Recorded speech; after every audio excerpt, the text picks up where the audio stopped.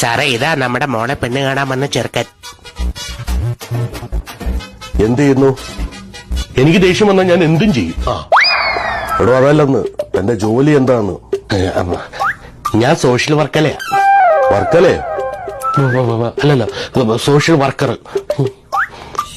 എന്റെ ഇൻകം എങ്ങനെയുണ്ട്? ഇൻകമോ? എന്റെ ഇൻകം നല്ല രസമുള്ള ഇൻകമാ. ഇൻകത്തിന്റെ കാര്യമൊക്കെ എന്തിനാ കല്യാണത്തിന് മുമ്പ് പറയുന്നത്? അതും പെണ്ണിന്റെ അച്ഛനോട്. പിന്നെ പെണ്ണിന്റെ അച്ഛനോട് ആദ്യം തന്നെ പറയണം ചെറുക്കന്റെ ഇൻകം ഒക്കെ.